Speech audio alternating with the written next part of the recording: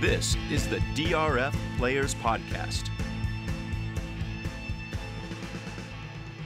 Hello and welcome to the DRF Players Podcast. I'm your host, Peter Thomas Fornital, back with you, back in the Brooklyn bunker, Muggs, the handicapping Labrador, alongside for show number 250. It seems like just a minute and a half ago we were doing show 200. We've made it to show 250 despite the lax schedule with all the travel going on in the last few weeks. July 11th edition was just speaking with producer Craig about the fact that today is 7-Eleven and we're all eligible for free Slurpees, so we have that to be excited about. Muggs and I are joined today by our usual co-host. He is calling in from the planet Texas, joined by a friend of his own. He is Jonathan Kinchin. How are you today, JK? I'm good. We're up against it. You're going to laugh, and people that know me are going to laugh. Someone actually made a joke to me the other day about why the heck I always have my backpack with me. And it's because you never know when you're going to need a handicap, so I always got to have my laptop. Well, yeah, you live online, but you handicap all the time. I understand the backpack thing. Yeah, well, I this morning I got my son with me. We're running around, and I left the house. I left my computer out of my backpack. I just carried my backpack with no computer in it. So we're struggling. We have pancakes and bacon though from the little restaurant downstairs from the office, so we should be okay at least for the time being. Austin's cameos on the podcast have been very popular in the past, so if he wants to say hello at any point, that's fine. What was the funny thing he said after the last show? Do you remember what I'm talking about? I don't know. He's upset there's no bacon, so they did us dirty a little bit with the bacon downstairs. It was something to the effect of, "Man, you talk to that Peter Thomas Fornital a lot," or something like that. Oh yeah. Well, he calls you PTF, so you talk to that. Doesn't even know. Yeah, he calls you PTF. So well, yeah, he was a little bit distraught. We do appreciate his not only appearances on the show, but being very patient with Dad when it comes time to talk to the listeners on what we'll be getting back into, hopefully, a twice-a-week schedule. And it's also a good thing that you didn't have that laptop issue on a day where we were actually handicapping races. I know your mind. It's like a steel trap. You'll be quoting fractions from the races that happened last weekend, but everybody kind of needs to at least have the paper in front of them when they talk about races, at least in a radio show format. So at least you don't have to worry about that. Absolutely. No. And the good part about it is, well, I guess not the good part is I didn't have a great weekend, so the results they stick in my head a little bit harder than normal. I was going to ask you that actually, because I know it's true for me with gambling. I remember the losses and I can basically tell you chapter and verse of situations where I was nosed out of big scores, or Arlington Million days where I was DQ'd out of big scores. I'll remember the names of the top three finishers, et cetera, et cetera. And then, it's like, oh yeah, that was that day we won 8,000 on the pick six, and I have no idea of a single horse who ran. Is it the same thing for you? Do the losses stick in the memory banks a little bit better? The details of the losses. I mean, I can get over a loss pretty quick. I mean, sometimes it takes me a day or whatever, but I can get over a loss fairly quick. It's the details that I typically will remember. Well, we've got a very cool show lined up for number 250. Later in the hour, we're going to have a guest, and this is sort of a guest by request in a roundabout way. When we play the tape of that, you'll hear exactly what I mean. The guest is Anthony Robb. Some people know him as Hurricane Anthony. Some people know him as Tony Gold. Some people know him as the nut from Australia, pretending that his crutch is a machine gun.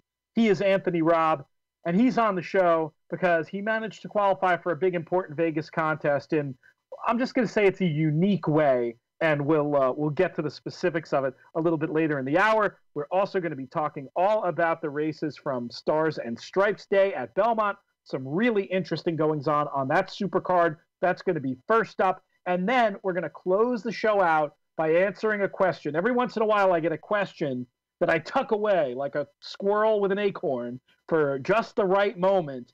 And this was we did something similar when we were talking about the Kentucky Derby. This is going to be our Saratoga preview question. where we talk about all our favorite things to do in Saratoga. Maybe we'll throw in a little bit of Del Mar too if we have time. We'll wrap the show with that preview. But let's start off with the races from Saturday, and I'm just going to give you a softball, JK, to start things off. Of the performances you saw on Saturday, which one surprised you the most? Oh, geez, I guess it's the lack of performances that surprised me the most. I guess I was shocked that Shaman Ghost got beat. I didn't see a world in which that was going to happen, with seemingly no issue in the trip as well. And then our good pal Yoshida just really didn't pick up his feet at all. All right, well, let's start with those two races. The Suburban, won by Keen Ice. Buyer speed figure of 106 on the time form scale, might have been rated a little higher. I think if anybody told us Keen Ice won a race, pretty much of any kind, you'd say, oh, there was some sort of pace meltdown. Keen Ice was able to take advantage of his late running and the sort of inherent class that he has and get the job done. But not exactly the case at all. This was a race that was coded blue throughout by Timeform US on the racing flow figures. It was a race that was absolutely meant to favor the front runners, and yet Keen Ice gets it done. What happened? I don't know. What I thought you were going to say is if Keen Ice won a race, then that typically means that you and I were alive for a lot of money. Well, that's the case anytime any of Elliot Honecker's horses, one of the members of the Donegal partnership, seems like anytime he wins a graded stake, it costs us a lot of money. So there's an immediate side question for you. Were you alive to a big score? That might explain it, the karma. No, it wasn't. I mean, Yoshida really kind of cost me anyways, but we'll get there. Shaman Ghost wins. I'm alive for some opportunities, but it wasn't like it was like the last two times Elliot's beat me, it's been clearly his fault. So the pace scenario it's not one in which you thought he would excel at, but the idea that Keen Ice is found a way to successfully navigate 1.25 mile races suggests that just might be his trip, and maybe Shaman Ghost is one of those horses that maybe needs to kind of gallop along a little bit more. What do you mean by that? I mean, it's one of those situations we've talked about before. It's like when you have these horses that with getting seemingly perfect trips on slow fractions and they don't seem to fire, they're more grindy types and they're not the quickening type at the end of races, and they allow other horses to kind of get themselves into the race, and then they struggle to beat those horses home. But I mean, take nothing away from Keen Ice. I mean, this was a pretty fast time and a nice performance. Looking forward, are you suggesting that in a rematch in a few weeks' time you'd be more in the Shaman Ghost camp, or do you think it's possible that this win by Keen Ice represents a new level of established ability? Well, I mean, I think that a lot of people, no offense to Dale, I think a lot of people were interested to see what was going to happen when Keen Ice switched to Todd. Never really has had the success he had with Dale. But maybe Todd and his crew have kind of figured him out a little bit, and I would imagine he'd be a horse that would be dangerous moving forward. I mean, he'd be a horse that I'd be completely interested in playing in a race like the Whitney. I don't know if that comes back too quick, but he'd definitely be one that I'd be interested in. You would be. So Keen Ice, you take him a little bit more seriously. He's had the drought of wins since the Travers, I believe, and was sort of a horse that I would have, considered for underneath, but probably would have. I mean, I don't think I see hanging a letter grade on him before what we saw on Saturday. You're with me as well there, though. You got to at least, you got to accept this performance as not just the benefit of a favorable situation, but as something to be taken seriously. Yeah, absolutely. Yeah, I mean, he didn't, like we said, he didn't really have a favorable situation, and he happened to win still. Most of these types of horses, I always feel like when I find a horse I want to play that was was closing into a slow pace, they don't ever get there. So they ran second or third, and then you're betting them to hopefully win the next time. This horse actually got it done against a 3 to 5 shot, and so that's pretty impressive and something that I could definitely lean on moving forward. Any other thoughts on the Suburban before we turn the conversation to Oscar performance in the Belmont Derby? No, I just that I was right. The battalion runner's not that good. No, we're going to get there. We'll do that. We'll talk about the Dwyer as well. But let's go to the Belmont Derby first. And let's start. I know all of our listeners want to hear our explanation, if we have one, about Yoshida and what happened there. But let's start by giving the winner some credit. I do think there was some subtle pace dynamics that helped the horse. Timeform had it coded as slow to a mile. And, that can be, in my view, an important thing when you're looking at races, especially 10 furlongs and farther on the turf. But, this horse, it came home quickly, 96 on the Beyer scale. The Timeform number looks like a very straightforward figure, that seems like the level of ability attached to it. Nothing earth-shattering, but, came home in decent time and got the job done. Were you impressed by Oscar's performance? Yeah, I was. Unfortunately, I even yelled a profanity like at the 8th pole because it was clear that he was not coming back to them. And I used him defensively in some multi-race bets. Like I said, I didn't have keen eyes, so it didn't really matter. But he ran well. Good for him, and there's a lesson to be learned there. I know when he first came back at Keeneland, I think you and I had the conversation, and other people had the conversation that maybe he didn't translate his form from 2 to 3. Then it turns out that maybe the ground wasn't to his liking that day. Then he shows up on Derby weekend, runs on the inside of what we've all been able to, I think, confirm was not where you wanted to be on that turf course. Arklo's negative performance with, off of that is maybe something to another piece of proof to that. Then Oscar performance comes back. He wins the Pennine Ridge, and then he rolls it right into the Belmont Derby, going 1.25 miles. It's lots of lessons that can be had there. One of them being that when you allow a speed horse to stretch out to a longer distance, it's more advantageous, I believe, than trying to get a closer stretching out, because you're allowing him to go on the front end slower than he would have to go in 1 mile and an 1/8 race, allowing him to then finish. Yeah, it's a little counterintuitive to a lot of novice handicappers, but I couldn't agree more.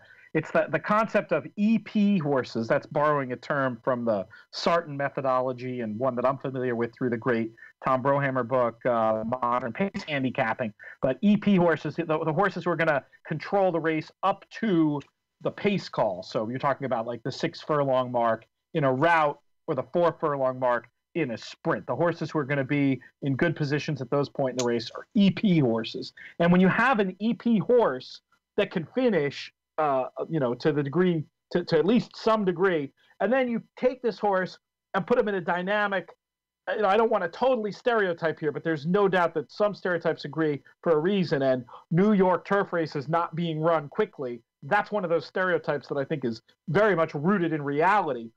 Are we at a point now where anytime you have a quality EP horse in a New York grass race, that you're going to give that horse like a little bit of an extra upgrade? Because I sure am. Yeah, it's frustrating though, right? This wasn't a stakes race, and I've talked about a good friend of mine, Jake Ballas, and they had a horse that I'm sure a lot of people were expecting to do just that. An allowance race that started the pick 6, I think it was race 5, Mighty Mo. I thought he was going to be loose on the lead, and next thing you know, he wasn't. So it's a tough thing. It's a tough thing to predict, and it's frustrating at times. Is when you're trying to predict it. It's when you need them to go fast, they don't. When you need them to rate, they don't. When you need them to go on, they don't. When you need them to not save ground, they do. And it can be a very troublesome and frustrating game, but it all usually equals out in the long run. So you get bad trips, you get good trips, but I completely agree with you, and I've joked about it before. I said it's a race at Naira, and you're telling me there's going to be a horse that's going to be loose on the front end, and he's definitely one that has my attention. And even if it's a horse who doesn't end up being like loose per se, just when you have that ability to be in the mix as they turn for home, it's just something that you got to give a little bit of extra credit to, I think, at this point in turf races in New York. And I get your point. Race design isn't easy, and it can be frustrating. But I caution you or anybody to not throw the baby out with the bathwater when it comes to this stuff. It's not magic. The ability to sort of guess where horses are going to be at certain points in a race. You're going to be wrong. You're going to be right. But really, the analogy that I think is dead on here is it's not the magician analogy. It's the card counter in a casino analogy. All you're trying to do is turn the odds in your favor that little bit by being able to have a clear picture in your race of how it's going to play out on the track, a few points better than the marketplace to give you that edge to make it a worthwhile exercise. Agree or disagree? No, I absolutely agree. Yeah, anything you can do to get an edge, and if you can find a pace edge, it's one of the strongest ones in racing. Yeah, and it's not. I don't think you're going to still need to be a fundamental handicapper. The percentage edge you're going to get from great race design is going to help you, but I don't think it's necessarily going to be enough to beat the takeout. You're going to have to be able to identify spots where you have a picture in your head where you also don't want anything to do with horses who are going to represent enough of the betting pool to really tilt the odds in your favor. But it's just one of those things that's worth doing. And I just feel like I've still been consistently underrating certain types of speed horses. And Oscar Performance is the exact one who's coming to mind. I've fallen for, he's run okay to my mind, Good Samaritan. You mentioned him, JK, as a potential hanger, and I didn't like that too much, and I still don't like it after this performance, just because, again, I feel like, give this horse a race where they go fast to the mile, as you'd expect them to do in important grass races with big purses, and I think you're going to see a very different Good Samaritan in the lane. Am I wrong to keep believing here? No, I don't think you're wrong to keep believing. When you mentioned Good Samaritan, I did get, I don't want to say annoying because that's not really fair, but just kind of a text or a tweet about the fact that Joel picked Good Samaritan, and clearly he was right by getting off of Yoshida and picking Good Samaritan because Good Samaritan ran better. I completely disagree with that. Yeah, but that doesn't sound right at all. For various reasons, including some political stuff that goes on behind the scenes. Like there might not have been any picking about it. That could be commitments to important clients that you ruffle feathers if you start trying to micromanage too much. I'm guessing that was the situation as opposed. And me, I love Good Samaritan, and in my mind, the jury's still out over who's going to be the better horse between Good Samaritan and Yoshida to some degree. But I don't think that what happened in the Belmont Derby is a particularly relevant data point to that conversation. Well, to be fair, when you said clients and commitments, it was the same ownership. It was I know Windstar that. Even within, I know that it's Windstar, but even within Windstar, there are, when you say you're going to do something to your client, I mean, I don't know that this is what happened, so I'm just guessing here. But this is, I know what happened. If you want to guess, and then I'll tell you. I know exactly what happened. But you guess first, and then I'll tell you. I'll guess first. You make a commitment to ride a certain horse in a certain race. And at that point, maybe another horse you ride shows up in that race, but maybe it's a little bit weird to go to your important client and be like, oh, you know what? I actually want to ride your other horse in this race. Like, I don't think it really works that way. I think that the client and or the trainer are going to be the ones much more likely to be working out the finer points of that as opposed to the rider. Now, you tell me am I anywhere with that? Yeah, I mean, I don't think this is top secret enough, or anything, so I don't feel bad saying it. But essentially what happened was Joel was the full-time committed rider for Good Samaritan. And the only reason that he got the mount on Yoshida was because Jose committed to ride everything for Clement on Preakness Day. So he was off. Joel was on, but it didn't change the fact that Joel was committed to Good Samaritan full-time. Yeah, that's very similar to what I was, my little mental exercise there. So, yeah, but let's get right to enough in the weeds on the jockey stuff. I did justify that tangent because we've had a lot of people ask us those type of questions, and that's just a perfect example of all the weird stuff that goes on behind the scenes that if you didn't hear, you wouldn't know. Let's talk Yoshida for a second. Do you see an excuse for this performance? I mean, I kind of thought Johnny grabbed him a little bit more than I would have liked to, but he just wasn't very good, so I can't really blame Johnny for that whole thing. Didn't do a lot of running. There was some bumping.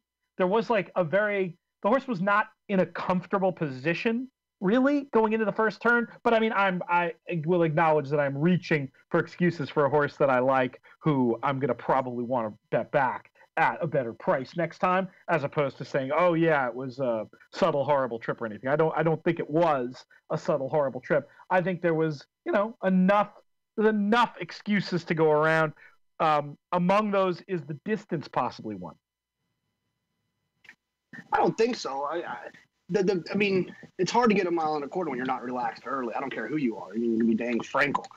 So, the fact that he wasn't really listening to Johnny early, I think had a lot to do with it. But I also kind of wish Johnny wouldn't have asked him to do it, wouldn't have fought him, and just kind of let him go on with it a little bit. But so in terms of horses you'd be apt to bet back, evaluate the two we've just been talking about, Yoshida and Good Sam. Yeah, I've got no problem with either one of those. Either one of them would work for me in a bet back situation. Good Samaritan, I could still see myself getting involved with, and I'll give Arklow another shot. Well, with Good Samaritan at this point for me, I would want to have like a pressing reason to believe that the pace was going to be hot before thinking of him much more as a third and fourth type horse. Yoshida for me, I would just almost be like, let's see how the horse is training. He's training well. He's had some time. Let's draw a line through it, and let's see if we don't see the horse that we expected to see in the Belmont Derby. Or how do you feel about those two evaluations? Well, I'd like to see Yoshida with the trip he had at Keeneland when he broke his maiden. I want to see him, blast to the front. Let the rider let him have his head and let him go on with it and kind of bury horses with all that class. That's what I'd like to see, but obviously the last two trips, he was coming from off the pace. Well, and the two back trip where he was so impressive, I don't think that was by design, right? Didn't he just break bad and then made that wacky, crazy, visually impressive move? Exactly. Missed the break, and that's what, and then it kind of just ended up there. And the way he resented the restraint this last time, you got to figure, these are sharp people involved. I'm thinking the trip that you're seeing, go to the lead, improve your position, might be the exact one that he gets next time out. Try to let him at least get clear more, give him a chance to be more of a push button type horse, as opposed to a real like stalk and pounce kind of trip that I think Johnny was trying for in the Derby that we saw didn't work out. Let's talk Arklow. What excuses did you see for him? I didn't really see any. He just wasn't very good. Obviously, I would have preferred him be not good on Derby Day and be good today. But you're never going to get over that, are you? It's tough, and more I think about it, it's rough. It's that win picture of Arklow you have hanging in your office that Elliot sent you. That's what's got you fixated on this. The reason I assumed you saw an excuse is I think you did say something about still being interested in betting him back. What's the theory behind that? No, I just think he's a nice horse, and I think given the correct circumstances and allowing the connections to learn more about him. It's only his second turf race, right? So maybe there's something that he doesn't want to do. Maybe he doesn't like this, that, or that. Or maybe he wants to have this, and this done. Third turf race, I believe. I'm sorry, it was his third turf race. Yeah, I'm sorry. The Derby Day was his second. So, there's still a lot to be learned about him, I think, from the connections. And so he's shown a lot of talent. So I don't have a problem giving him another shot. I'm not going to cut in line to bet him next time, but he's definitely one that I'll consider. You mean cut in line like our guest later in the show, Anthony Robb, did in front of Eric Bialik at a Vegas contest back in January? Never mind. Inside joke. Let's move on to talk about the Belmont Oaks, a race that did feature a pretty hot pace and was won by New Money Honey, who was lying close to those numbers. Interesting figure disagreement on this one. Beyer came back with a fairly modest 88, whereas the time form number I thought I wrote it down. I think it was quite a bit higher. I'll look that up. I'm sorry. I thought I had it in my notes here and I don't. But I believe that Timeform had that rated better than Beyer did. What did you think of New Money Honey? I thought she ran well. I mean, to be honest, I was fixated on Sister Charlie. Another example of needing a horse for your lungs. We were alive in a lot of different situations. I had an ice cold pick 3 that started with the one turning Practical Joke to the biscuits, to Mind Your Biscuits, to Sister Charlie. So I needed Sister Charlie, and I thought Johnny gave her a really good ride. It looked like he was going to be wide coming into the final turn, and when you look to the head on, I watched it on NBC. They kind of showed that blimp view, and he actually got her into the 2-path for a majority of that turn, saving a lot of ground. And she just, she's going to win a lot of races over here. Just, not much of an excuse, but she just couldn't get there.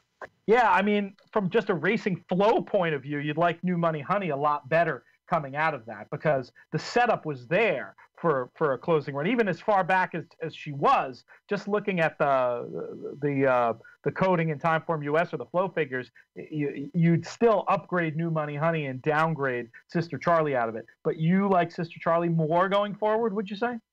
Well, I just think that Chad didn't even have her, right? I mean, now she's in the Chad barn, the Chad operation, the Chad program. And just feels like there's going to be a Saturday at Saratoga where I'm going to have an opportunity to single her and hope that I can hit some other legs. That's such a good point, and I'm so glad you made it. Even though she's going out for Chad Brown, she'd run whatever it was within a few weeks overseas. Now you get a real chance to know her, get her into the program, and the Chad Brown improvement you'd expect her to make is coming now. It hasn't come already. So probably don't get too hung up. And I'm saying this to myself as much as the listeners. Don't get too hung up on the seeming flow downgrade of that. I feel bad. I'm going to talk to, hopefully he's listening, I'm going to talk to producer Craig during the show. I told him we were going to play the Anthony interview at half past, but I don't want to give, we're going to be a few minutes late because I don't want to give short shrift to these other races at Belmont. First, any other thoughts coming out of the Oaks, the Chad Brown 1, 2, 3 there? No, I thought New Money Honey ran really well. She kind of set that slow pace last time. I didn't think she was going to run that well this time, and she really did. So, no, nothing that really grabbed me in that race. All right, let's move on and talk about. You referenced the one-turn horse. You've been a champion of several ideas that I heard a lot of talking points about over the weekend. One, this idea, this is relating back to Arklow, this idea that Brad Cox is going to sort of be like the next big trainer winning graded stakes on turf. Another idea, of course, that you've been talking about for a long time, as have many analysts, the idea of Practical Joke as the one-turn horse. Gee, it sure looked like it there. Slow fraction set by Battalion Runner. Didn't matter. Practical Joke gets the job done. 101 on the Beyer scale. Basically like a 123, I think it was, Timeform US. Oh, one little bit of errata as well. New Money Honey's Timeform US figure was a 120. I meant to mention that. I'm sorry. But back to the Dwyer for a second. How good is Practical Joe? I thought he was super impressive. Another really impressive thing, and I wish I remembered exactly how it was, but I'm sure if people were watching, they saw it. The late click, the late money that he took. I mean, someone must have made a huge win bet on him. I think there was $600,000 in the pool. And I want to say he went from I want to say maybe even money to, or maybe 4 to 5 to 1 to 2, or 2 to 5, in the last. I mean, it was a big win bet. When they they show it right before they load, and then it flashes again. It was a significant bet someone made on that horse late. So I thought he ran really well. It was pretty impressive. He looked like he was always going to be a winner from the quarter pole, and I think that's a kind of an indication of a good performance when they're going to win at the top of the stretch or at the quarter pole. It's kind of one of those things where it was never in doubt and makes you feel like there's probably a little bit left there. I think 3 to 5 really, in the end. 3 to 5 in the end for Practical Joke. Despite those slow fractions, Battalion Runner just gets blown up, ends up getting passed for second by Tale of Silence at a big number, 43 to 1 for Barkley Tag. But yeah, Practical Joke, that was an effort. when a horse can do it without having it against a theoretically worthy rival who has a tactical advantage, and you just destroy that horse and do it in a fashion that suggests there's more in the tank. You have to think. You go ahead. Oh, well, I was going to say that, what I'm worried about is what are they going to do? I mean, I really want him to run in the King's Bishop. King's Bishop, right? The Alan Jerkins, excuse me. Oh, right. The Alan Jerkins. I better get that together. Yeah. But it feels like I feel like they're going to do something where they try to run him in the Haskell. You know what I mean? Like, because they got cloud computing. Really? They got cloud computing for the Travers situation. For the Jim Dandy and the Travers. So, I mean, I hope they don't. But I worry that I don't know. It's Klarovich and it's Saratoga. So hopefully that's what they do. I just worry they'll get the 2-turn bug in him again and try the Haskell. It's possible, and I mean that is a course where if you had to pick a course for a 1-turn type horse you thought was going to be better at 1 turn to run 2 turns, the race you pick would probably be the Haskell. But I don't know. He's not a front runner. I don't know. My first gut was negative the Haskell idea, but I do see your points about why that might come to be. Let's talk about the Belmont Sprint Championship quickly, Jonathan. I sat there with you at Santa Anita last year, and I said, all right, no matter what happens in the sprint division next year, I don't want to bet East Coast speed horses in the Breeders' Cup Sprint. It seems like they come in every year, and I want to bet them, and they don't seem to be able to match up to the California horses. I'm feeling it again now. I'm feeling like Mind Your Biscuits is so good that he has to be considered at the top of the class for the Breeders' Cup Sprint. What do you think of that idea, and what do you think of his race in general? Well, first of all, Mind Your Biscuits hit the board in the Breeders' Cup last year, didn't the sprint? They were in second or third? Second, I think. Yeah. So that's a positive sign. The other thing is as a kind of a late runner, and he's not like a dead, he's not Midnight Loot coming from last, but the chances are he's going to be circling horses in the sprint at Del Mar. And if that track is paying anything like it was last year, outside of where you wanted to be, he would have a legit chance trying to run down one of those California sprinters that's probably in the inside that was on the lead. So I wouldn't hit submit bet yet on that one, but I get where you're coming from. He's an impressive horse. What a cool horse. I mean, I haven't been around the game long enough to start throwing around the idea that he's one of the best New York breds ever, but at least maybe sprinters, right? Or am I speaking blasphemous? Is there someone else I'm ignoring? For a New York bred sprinter? I can't. Nobody leaps. Yeah. I mean, I've only been doing it for 20 years, but in that time, his name would be at the top. Yeah, what a cool horse, and maybe we can put a pin in the Dubai bounce theory. We'll see if Arrogant can make us feel a little bit better about that as well. Yeah, I don't want to put a pin in it at this point. I want to just erase it. I do think it was once a thing. I think in the early years when it hadn't been done that often, there were some instances where trainers didn't really have a program, have a way of doing it. But I feel like in recent years, trainers have gotten so much better about it, figuring out the nuances of it. And it just doesn't, I don't think it's, the data I've seen on it, and the data I've seen hasn't been fully comprehensive, but the data I've seen makes it seem like one of those things that people just say, but isn't necessarily real, at least not anymore. As good as Mind Your Biscuits is, I did give him too much credit. He was only third in the Breeders' Cup Sprint, not second. So I don't want to let that little bit of misinformation out there. He also did win the Malibu. Yeah, he's won out there. Yeah, it's not for the lighthearted. So yeah, so who knows? Maybe I'm going to have to go right back to the well with my East Coast based horses in the Breeders' Cup Sprint, despite the promises I made to myself. Any excuse for Unified in here? I sure didn't see one. Yeah. I mean, I think his excuse is he's not that good. Right. I don't mean that to be ugly. I mean, I'd love to own him. And God bless the people that do.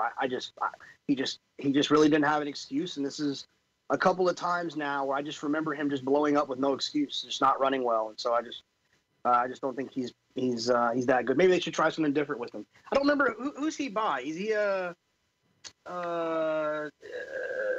it's on the tip of my tongue. I can't. Of course, you asked this on a day where you don't have your computer. I know I'm computerless. I want to say it's like someone will text us. Maybe Matt will text us and tell us. He'll be our Candy cheat sheet Ride. today. Candy Ride. Yeah, so maybe he's got a little turfy in him. Maybe they can try to see if that'll wake him up. It's just the kind of horse where once everybody gives up and you find the right spot, not a horse you're going to key your day around, but a horse you can maybe smartly find a way to include that can come back and win another big race at a price. This horse has a lot of talent, has some legit excuses. In my view, maybe some will disagree with me. I know this is another horse that everyone thought hung in the Carter. And the way that racetrack was that day, I just can't hold that race against him as much as I think some people did. Obviously, this just complete no-show.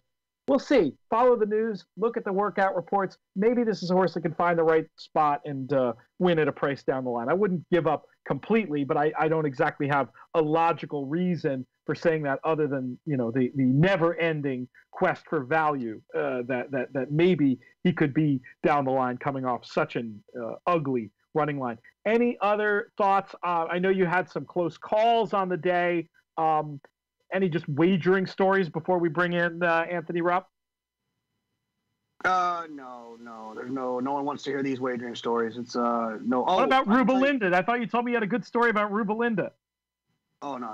It was not a good story. It's a story, but it's not a good one. Does it go something like this? I almost won a lot of money and I should have won a lot of money, but I lost? Because if that's all it is, we don't need to tell it. But if there's any if there's any teachable moments in this train wreck, then I do want you to tell it. Well, I think there is a teachable moment, and maybe it's something we can talk about. I don't know if you've had a chance to see it yet, so maybe we'll save it for Friday. But was it a bad ride or was it a bad trip? Interesting. I'll take a look. I have not. I'll be honest. I haven't seen that one yet. So let's wait. Let's remember and let's come back to it for Friday's show. So all right. If you don't have anything else for Belmont, it sounds like you're square. Square as an even? No, I was not even on that. No, square. Yeah. Like you don't have anything else to say about Saturday. That was just a desperate attempt for people to feel sorry for me for losing on Sunday. Nobody feels sorry for you, Jonathan.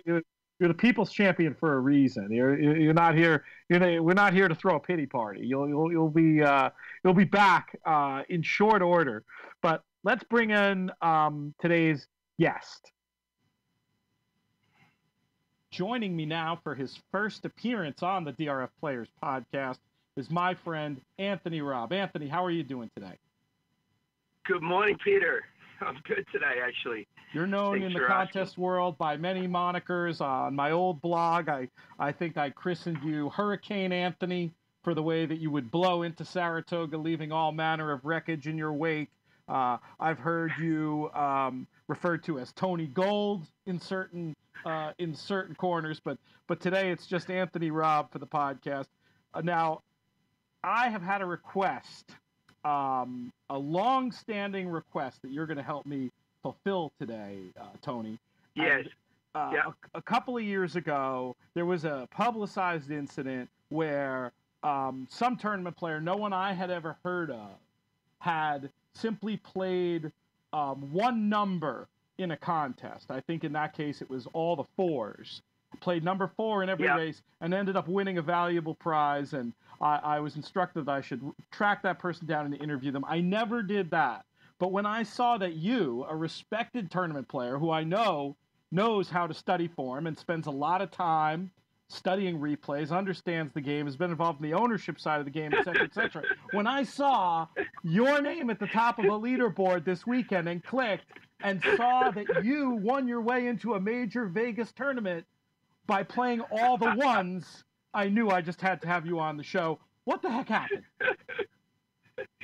Well, I got to tell you the backstory. Okay, prior to even playing in tournaments, I often used to, like in Australia, the number 1 horse is always the top weighted horse. So, when they do the numbers for the horses, so in a handicap event, the one carrying the most weight is always the one, and often the best horse, sometimes outweighted, by the handicapper. But if I was playing a pick, or we call it a quaddie, but a pick four in Australia, I would often just include the one horse, regardless of price, regardless of anything. I do my kind of handicapping, and then I'd just add the one in every leg. And the amount of times that one of those ones turned up was uncanny. So, flash forward years later, when I started playing tournaments, which you got me, introduced me to, I noticed quite a few times, in the back of my head, I was always like, oh, I wonder how the ones will do today, and one particular day, tournaments are not cheap. I actually nearly played the ones. This is about 2 years ago. And halfway through the tournament, I was kicking myself. 3 of them had come off. One of them was not a cap, but it was a big prize. And literally, I would have been leading the table half. Now,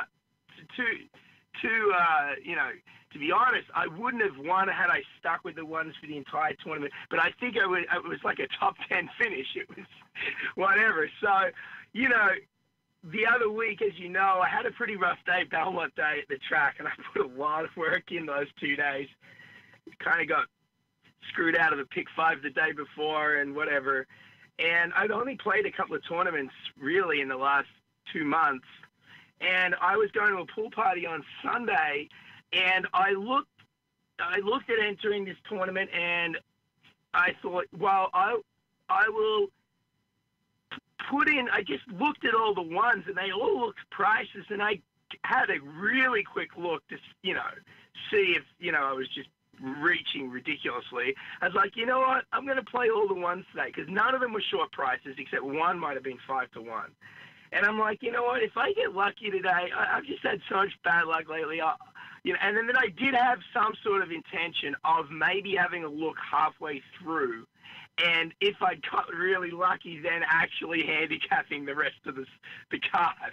In a live event, you have that benefit, of course. And in fact, I do advise people, and I'm sure I've given you this advice too, when you sign up for the contest, as soon as you can make picks, there's no reason not to pick all of something, whether it's every favorite, every horse ridden by John Velasquez, every number one, just so you have something in there should life go awry, should you forget, et cetera, at least you'd have something. So absolutely. And you've got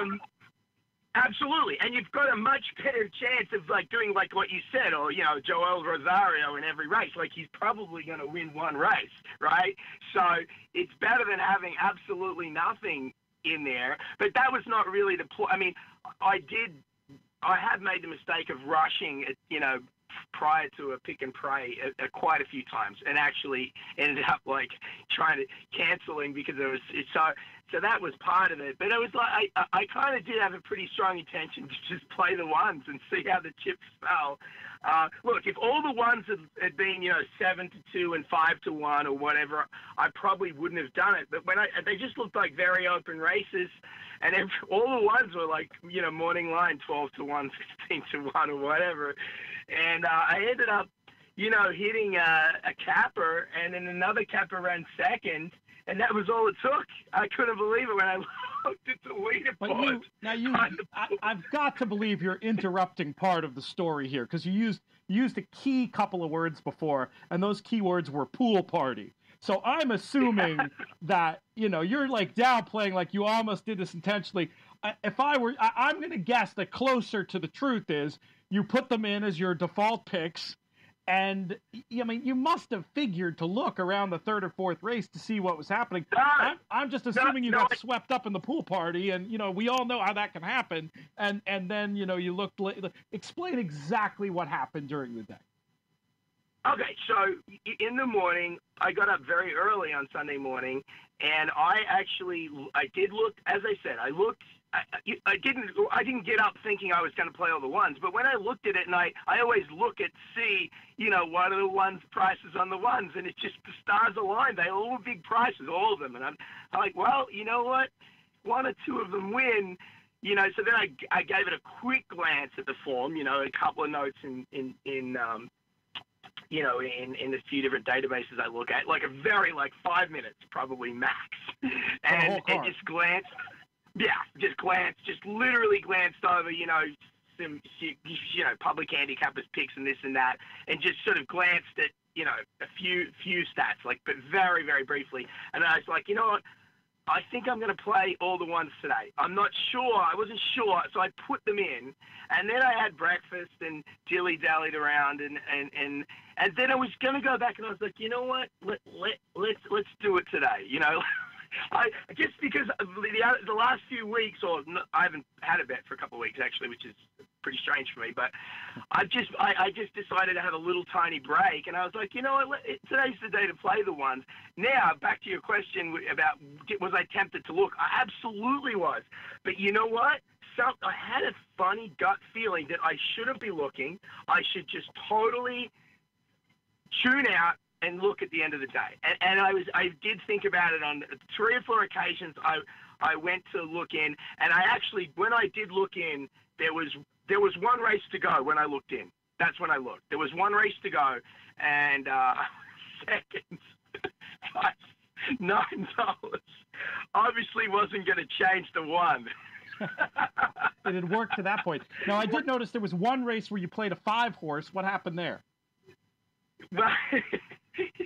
There was no one in the race. The one that scratched. Now, okay. But 5, if you did notice, all my alts were 5s. Right. So they're the two. 5's the other number because 5's a good gate. And I don't know. That would be the other number if I did it again. That would be the other number. Well, have you thought about applying this strategy going forward? I mean, are you just gonna? Is it the kind of thing where do you feel like to continue to do this is now your new thing, or do you feel like that's like finding a $20 bill on the street and then returning to that same spot every day, expecting to find another $20 bill? Yeah, look, let's be honest. I got really lucky. And I also don't want to lose all respect in the handicapping world for doing that. So I'm going to go back to actually, I'm going to take my win and go with it. I'm not saying I'll never do it again, but it's a fairly big investment, these tournaments, so I'm not about burning money on all the ones. But listen, I'm sure there'll be another day I will maybe play all the ones on a second entry, something like that. Well, congratulations on the big win, however ill-earned it might be. I've also seen you put in the work plenty of days and get nosed out of some big scores. Absolutely. I almost feel guilty, but I really don't. Because I've had those days where I've put in hours of work. And so I'm going to take it. All right. Well, you mentioned your Australian racing background before. I just want to ask you, I'll let you get out of here in a minute, but just want to ask you a couple questions about that. That was interesting what you said about, and it made sense, in a handicap race in Australia or the UK or Ireland, top weights, number 1. Obviously, that does not apply here, though you do have the fact of a lot of dirt racing and maybe an inherent advantage sometimes on a day where the inside is good with playing the 1. It doesn't sound like that factored into it. But I was just curious, more generally speaking, what other aspects of form study or handicapping that you picked up in your native land have helped you in your handicapping contest play and your general play in the USA? Oh, definitely. I actually look at the weights. I don't think a lot of handicappers in America put too much emphasis on the weights. I mean, I know it's been talked about before, but I really do, have a look if somebody's getting a really big break, even if they've got a bug. I tend to lean towards a horse like that, especially if it's coming up in class. If it's coming up in class and it's getting that big break, that might be all it needs. So that's an angle that I use definitely. Are you planning on participating? I know you've played in past years in the Saratoga tournaments. Any thought of bringing your, play all the ones to a live bankroll format in Saratoga potentially? I mean, that'd be pretty ballsy, but yeah, I mean, I'm in the hut. You know what? I just bought into the Huddy contest, so maybe the infamous Huddy contest.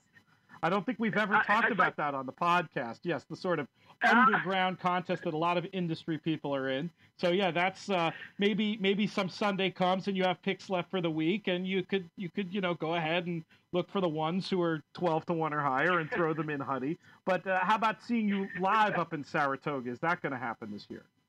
Oh, absolutely. Well, you do know I'm an investor in the Long Road Colt No Worries Mate by Buenaventure Stables. So I'm very excited about Saratoga this year. You'll see me up there quite a bit, as you know. I'll be up there for the big stable event on the 28th, and which is my birthday weekend, actually, and the stable has an event. And then, of course, the Travis weekend, and hopefully a few other times. There is still the big Saratoga tournament this year, is there? Indeed, Wednesday, Thursday. It's 2 separate tournaments now. It's a live bankroll format, but that's one that a lot of contest players will be coming in from all over. If you see Tony up there, if you can show him proof that you were one of the people he beat in the contest where he played all the ones, I'm pretty sure he'll buy you a pint. Fair? Fair. Excellent. All right, Anthony, thank you so much for taking the time out to join us today. Good luck, and hopefully the next time I bring you on the show, it will be for perhaps a slightly prouder win. No worries. Just remember all the ones. Cheers, buddy.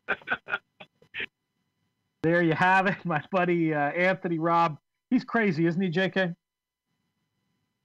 Certified nuts. The guy's hilarious, though. I enjoy hanging out with him. And I mean, not that he needs a co-signer, but he does the work. He got caught in a situation where obviously he had a lot of stuff going on. He's got a little fella running around as well, and that sometimes can catch you off guard. And we know how that goes.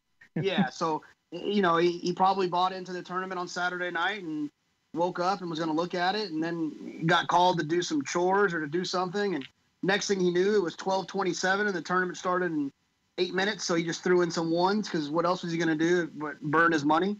I've done that a few times, but I've never done it because I was in trouble. Like I was like, oh dang, I got to hurry up.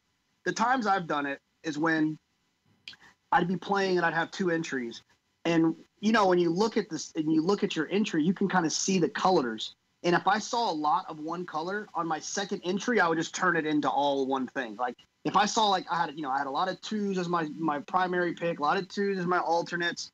There's 12 races and I got 8 2s. Then just for the fun of it, I'd say, what the heck? I'll just turn my alternate pick into all 2s, and just to jack around. For $15, $16, never for $100 or $200, anything like that. But it's fun. It's all at the end of the day. If someone wants to put their money in an irresponsible way, I don't understand why that would upset people. Right. Once in a while, it is going to work. I will say this, as the guy who introduced Tony to contests, it doesn't exactly like it does. I don't exactly feel covered in glory. Let's put it that way. When I have one of the people who I introduced to contests winning in such a way, but I mean the right attitude. I once interviewed the professional poker player Cloney Gowan, and I was talking to her about bad beats, and she said that when she has a bad beat, she gets rivered on some 2-outer or whatever, it actually not only doesn't upset her, it makes her happy, because if there's people playing against her making bad decisions, that means in the long run that money's going to be flowing back to them. So what I'd like to tell tournament players is when you hear stories about somebody playing all the ones and winning, rather than it upsetting you, knowing there are people out there playing in games, and Tony isn't doing this all the time, but somebody's doing stuff like that. If JK is copping to doing it once in a while, we heard Anthony's story. If people are playing with that little of an edge, and you're competing directly against them in tournaments, these are people you want to be competing against. It probably shouldn't make you unhappy. It should make you happy that in a game selection way that these kind of opportunities are out there to play against these people. But Jake, I suspect, though, that most players aren't like that. Most tournament players, this probably makes crazy. True? Yeah, it probably does, but that's just because horse players in general like to complain. But here's the thing. It's very similar to the topic we talked about last week. with David Landsman making the $1,000 straight try bet that paid $22 and he had it 1,000 times. Like, look, yeah, that it was unfortunate that day that he did something, that was a poor bet. It was a poor strategy. It's a strategy that won't give you a return in the long run, but he hit it, and good for him. You know what I mean? If you played that try, you would have had your payout would have been, and you would have hit your try. Your payout would have been better because he bet $1,000 straight try, and so you got to appreciate those types of situations and not let them get to you. Unfortunately, they're going to bite you every now and then.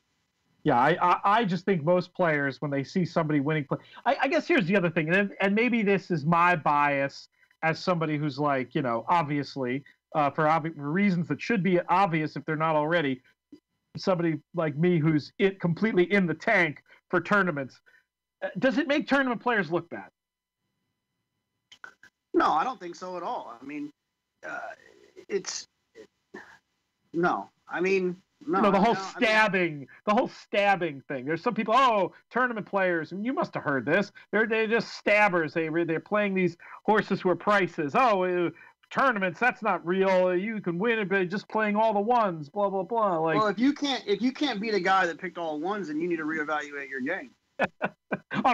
You're talking about on a regular basis, not right? Yeah, no, absolutely. Yeah, no. I mean, I get it. If you were a guy that got third, fourth, or fifth, you had a good day, and that cost you, I could understand the slight annoyance. But at the same time, it's in the long run, you'll be fine with people doing that. I mean, I wish I could play in a tournament where half the field picked all the same number. Our buddy Brent Sumja, I believe it was Brent, once gave me a great quote about talking about he was explaining gambling to a non-gambler. And I think it was some instance that's a little bit analogous to this where, he was at a track, he'd done his work. He's looking at the horses in every race in the paddock. He's, studied the sheets and done everything else that he does to prepare for a day of racing. And he didn't do well. And somebody went and, bet on the horse with the longest tail in every race. And that person made, $1,000 and Brent had lost on this day. And someone was asking like, well, doesn't that make you feel like it's not worth it to do all the work that you do? And he said, no, absolutely not. On a given day, that's possible. In a week, if I'm playing heads up against that person, they could beat me. Even in a month, maybe 1 time out of 10, 2 times out of 10, they're going to beat me. But you give me a year playing heads up against somebody betting on the horse with the longest tail, and they're going to have absolutely no chance. And if you don't take that long view of the gambling situation, you're going to subject yourself to a lot more frustration than you need to have in your life. What do you think about that concept? Yeah, I mean, it's one of those things. It's like you can be aggravated about him picking all ones because you can visually see that. It's very easy to see, especially when the way that the sites typically will display those graphics. But what if it was a guy that only picked, he picked every horse that had a jot from Puerto Rico, or it's something hidden. You better have multiple entries, JK. Right, or only even numbers, or only horses that were trained by female trainers, or something weird like that. You would have never known. Like, it's one of those things that's way too out of your control to get upset about. First, for a full disclosure here, before I got Anthony's redboarding tweet about his contest win, in which, by the way, the first words were not, and I played all the ones. It was just, hey, I want a seat to this prestigious tournament. But before I got that tweet, I got a tweet or text. I got a text from you, which was simply the card with all the ones. You had noticed it before I even heard about it from the horse's mouth. When you first sent that to me, before you heard any of his explanation, etc., were you doing it like, geez, can you believe this guy? Were you doing this like, oh, isn't this awesome? Anthony's going to be with us out in Vegas. What was motivating you to send me that text? I don't even remember who sent it to me. I wasn't watching or playing along. You didn't see? You forwarded it to me. You didn't. Yeah, someone sent it to me, and I just forwarded it along. I think what I said was, I think if it would have been in person, I would have showed you the picture. I said, Pete, look at your boy. That's probably how I would have verbalized it. That's great. I probably just sent it without the text, but I guarantee it was Eric Bylick. He's still bitter about Anthony supposedly cutting in front of him at Treasure Island to place a $1,000 show bet on the Pegasus Stakes last year. A bet which did cash, by the way. Why does it feels like Eric and Ryan Flanders, everybody wants to complain they're getting cut in front of in Vegas. I don't understand. That's really funny because that's another thing those two, Ryan and Eric, have in common. Not only the cut in front of story, but also when one of those days where you played all the twos. I'm pretty sure it was a head-to-head against Ryan, and I'm pretty sure this was when you two were going head-to-head for the tour title a few years ago. And Ryan, who I'd interviewed, was like, I know you're friends with this guy, but this is just ridiculous. Like, he was super upset with the fact that you beat him playing all twos. Perhaps it gave you a psychological advantage, JK, in the tour hunt that year. Oh, yeah, I had him when that was over. When I cut in front of him, allegedly, he was on the edge, and then once I got him there, he was mentally defeated from that point on. Actually, I ran into him at Santa Anita, and we had a little heated discussion. I told him he still couldn't warm me up. So if he ever wanted to have a little head-to-head series, and so it was heated. It was fun though. I'm sure DRF tournaments would make room for that. We are out of time. We're going to have to save our Saratoga Del Mar preview, which is probably good. We don't want to rush that anyway. Maybe we can give that 20 minutes either on the late week show. Not exactly sure when the late week show will be. We may do it Thursday. We may do it Friday. JK, you're making a rare public appearance on Friday. Tell us about that. Yeah, I'm going to there's a new OTB restaurant opening in Sanford, Connecticut. I think it's part of the Bobby Valentine's chain that they have. And so there's a little seminar from 12 to 2. So I'm going to make a quick Northeast arrival. I'm going to show up probably Thursday night, hit that on Friday, and then head back to an airport and get back to Austin. I can't miss Austin's game on Sunday, so Saturday. I got to be back for that. So very, very, very wise. And if folks are there and sticking around for the day, I'm going to be coming up. It's sort of like a tag team operation. JK will leave, and I will be there to talk tournaments around 5 o'clock. This Bobby V's teletheater up in Stamford going to be running a tournament, I believe, either over this weekend or in the near future. This is the big opening weekend ceremony. We'd love if you come out to see us. That'd be a ton of fun.